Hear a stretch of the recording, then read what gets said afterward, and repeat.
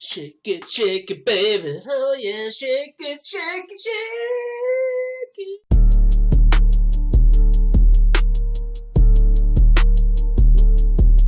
Arman Tsarukyan. The UFC have told Ilia Topuria you're not next. They have told you that you are not next. Everyone in the industry is very aware that you are not next for a title shot because you nearly ruined an entire event and ruined the entire fabric and time-space continuum of the lightweight and featherweight and welterweight divisions all at once because you pulled out a day before a fight. Fight a opponent first. Pimlet, please. October, thank you. Arrivederci. Annoying ass shit, bruh. Pissing me off, Arman Tsarukyan, dude. Ilia literally said they're talking about Gaethje or they're talking about Pimlet. They're not talking about you. It's not Ilia's choice who he defends against. It's the UFC's and you're not it. Stop bitch. Pissing me off. Arman was back up though. Oh, sorry guys. I didn't realize he was back up. Oh, so I'm so sorry guys. I didn't realize that Arman made weight as a backup opponent. Oh, well now everything's fixed. No. Fight someone you haven't competed in the octagon for a year and 4 months. Do something. Do your job. And fight someone. For sake.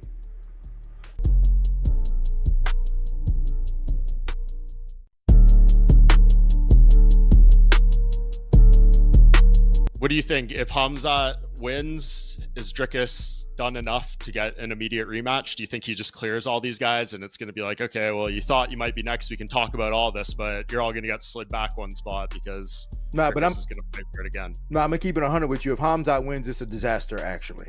Because, you know, you can't tell me that a part of you is just like thinking this fight actually might not happen. Of course, I see everyone saying it's not because of Dricus. Let's say like Khamzat's been in the United States for I think like a month now. He's training with Sam Calavita, who is, you know, an extraordinary strength and conditioning coach. Worked with Pico, working with Arman. I think right now TJ Dillashaw for years. It sounds like he's doing all the things right, and he's here. So unless I think he might be doing like an open workout for media in LA like next week or something like that. I don't know if that's confirmed. So like, the fight week motion is happening here, but I guess of course we've seen things go disastrous at the last minute, so something's in the back of the mind, but I don't know. Some of these guys are just habitual in terms of not making it to the dance, and there's a part of this one though, right? He's got to be dead. Well, no, I'm not going to be pessimistic about it and say he's going to show up. But my point is that if he does show up and he does win, do we trust him to be able to fight again? You know what I'm saying? Like, that's the thing. Is like, can he do it twice, 2 or 3 times? Because we need movement. Like, I hate when it's just like static, when there's no movement in these divisions. And in order for there to be movement in the divisions, the champions have to fight. Correct.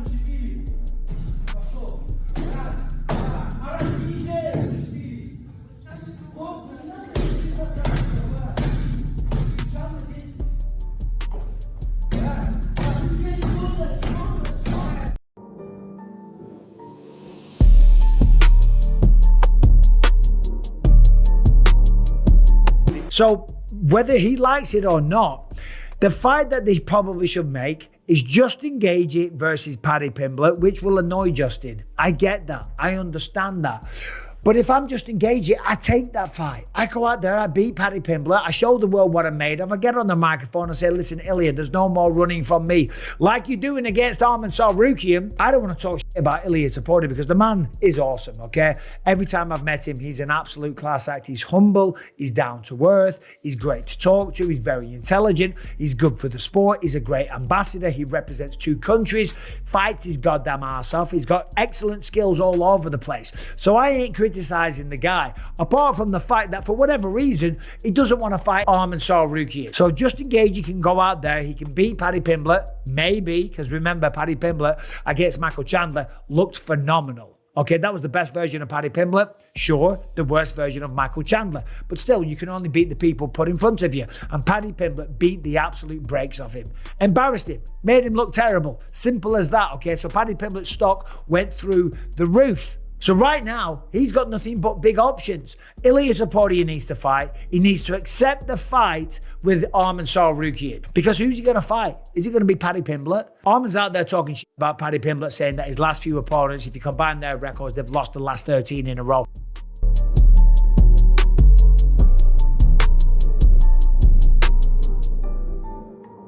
He would be like an easier guy to prepare for. Not that he is an easier fight, but is more of a typical style. I can bring a couple of Dagestanis and a couple Chechens in who wrestle pretty similar to Khamzat. Mm-hmm. He boxes pretty cleanly, boxing style. So yeah, that is not that spectacular. It's spectacular, but it's not that special in a sense that it's not as weird as Strikas is, you know. Mm-hmm. So it'll be harder to prepare for him, but he might, if he wins, he might be the bigger name. But in my mind, I'm fighting both those guys in the next 6 to 9 months anyway.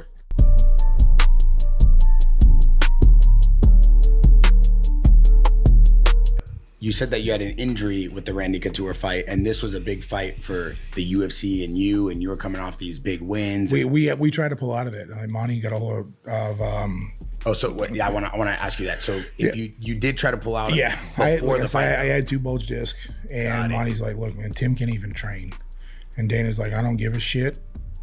We got a lot on this card, and he has to fight. We'll make it up to him. Just tell him he fights. We'll take care of him." Mm. Did he make it up to you? If he pulls out, we're gonna find a replacement and strip him. Did he make it up to you? No.